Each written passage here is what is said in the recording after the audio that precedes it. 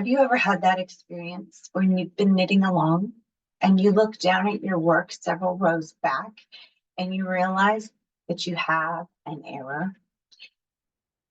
And then you assess the error and you decide if you can ladder down and fix it or if you have to rip the whole thing out and start over. Many of us have experienced that. But what if you could only pull out so far and then try to put the needles back in? Have you done that before? And then it's met with disastrous results because some of the stitches are on different rows than the others, and then it actually makes things more of a mess and you end up ripping the whole thing out and starting over. And it's so defeating. And then you want to quit. Well, I'm going to show you a thing that's going to help you prevent that from happening again. I'm Suzi Quillen. I'm with Perfectly Knotty, and today we're talking about lifelines. So grab your favorite knitting project, a darning needle, and some crochet thread or some other yarn, and let's show you how to do it, okay? So we have on one side of the screen here, you're going to see my sleeve that I'm working on, and then I'm over here to the it looks like to me it's on the right side of the screen, so I hope it is when you watch it. But we're going to talk about a lifeline. So what a lifeline is, it's a piece of string that you're adding. Today we're going to use crochet thread. You can use another yarn that is somewhat smaller than the yarn you're using for your project. I do recommend you use a smoother yarn than what your project is, because if you have two fuzzy yarns, the lifeline yarn can felt to the other yarn and get bonded to it, and when you go to pull it out, it can get stuck and it can be kind of a challenge to get that out. I like to use crochet thread. You can use unwaxed dental floss. I don't recommend using waxed because it will leave a residue on your knitting, and you don't want that. So crochet thread is really good. A lace or fingering weight yarn that's sturdy, that doesn't break when you pull it. So those are some of the things. And you take a look here where my work is. I'm going to demonstrate how to do this. I am using a darning needle. This one is a blunt point, and that way I don't stab myself. You can use it whatever works for you, and it's also whatever's suitable for the yarn you are working with. I'm going to thread the crochet thread onto the darning needle, and all you do, this is so simple, you guys, you just insert the needle as if to purl into the stitches right along the knitting needle. See how where I am there? That's it. That's all you do. And then you pull this through. You're leaving the knitting needle in at this time, just as if to purl. It's really fairly simple to do when you're on a cable needle, and there's plenty of room for that right there. Okay, this is being worked in the round, and I have it on 2 circulars. So I'm going to turn it over so we can do the other side. And then we're going to come in and we're just going to continue with that all the way across these stitches. This is going to allow me, in this particular case, because it's the sleeve of a sweater, it's going to allow me to take the needles out so I can try the sweater on. This is really great for that application. Let's get all these strings and things untangled over here. My goodness, all kinds of tangles going on over here. So that's one really good reason for doing this. I'm going to show you this when I get over here. Where am I? There I am, right there. You want to make sure you don't accidentally come back and go in the same stitch that you've already done before. You also want to make sure you don't accidentally skip a stitch. So I can see that this was the last stitch that I got my lifeline into. So I want to make sure that I'm going in this one all the way across. Now, you'll see that right here, I have a stitch marker. You do not want to run your lifeline through the stitch marker unless it is a removable stitch marker, and then you can take that and move it up.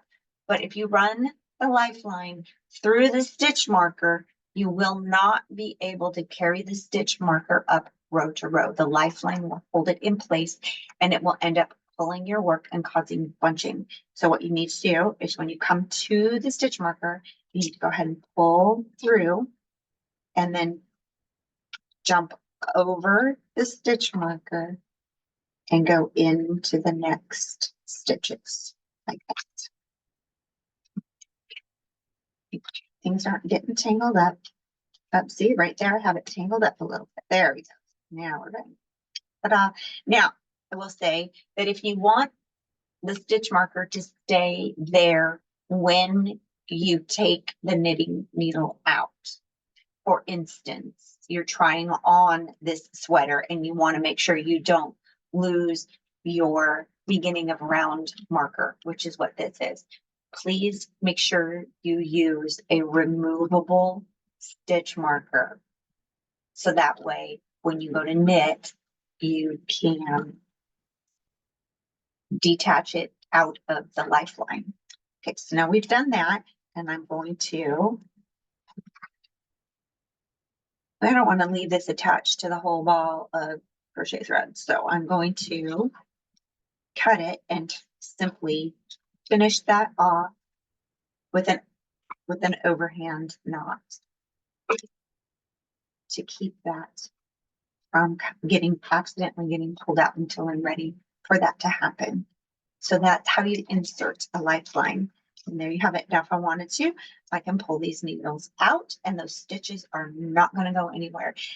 This is especially helpful when you are doing lace patterns where you have multiple rows of pattern repeat. So maybe your pattern repeats over 4 or 5 or 6 rows. And then you do those rows and you check your work to make sure it looks good. And then you insert the lifeline. Now, when you do the next pattern repeat rows, if you made a mistake, you don't have to go all the way back, because going back and fixing lace is a little bit more challenging than when you're doing stockinette knitting. So this is a wonderful use. You can also use it to mark your progress. Insert a lifeline when you start your knitting for the day, and now you get to see how far you knit today, which is kind of fun as well. So that's how that works. And so one of the things I do want to show you is once you start knitting the next row after you have inserted your lifeline, there's a couple of things that are really important here. You want to make sure, let's see if I can get my camera here so we can line up and you can really see this. You want to make sure that you are not knitting your lifeline into your work. You want to make sure that your needle goes on top of the lifeline and into the stitch. Because if I were to catch my needle in that and knit the whole thing together, this lifeline is going to not stay on the row where I want it. And if I do have to pull my work out, it's going to be tangled into the next row up in addition to the row that I inserted it. So just make sure that you watch for that and don't actually knit around the lifeline. All right, that's it. It's that simple. It is that simple. Just run a piece of string in the stitches of your work. You can pull the needle out. I know those stitches, they cannot drop any lower than where your string is. It's beautiful. It will save you. It takes the stress off of what you're doing.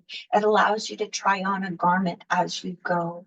It allows you to know that from that lifeline and below, your work is good. You're happy with it. You're satisfied with it. So there you go. Let me know in the comments if this is something that you do regularly, that you're just doing for the first time. I'd love it if you would subscribe to this channel. And I would love it if you would share this video. Because when you subscribe and like and share, it helps build this channel up in the algorithm, which allows me then to get seen by more people, which helps me to then also make these simple, actionable tutorials to help you make your stitching life, whether you knit or you crochet, even better. I want you to go make beautiful things without overthinking it. Okay, I love you. Thanks for joining me. Have an awesome day. I'm Suzi Quillen. This is Perfectly Knotty. Have a beautiful day. Bye.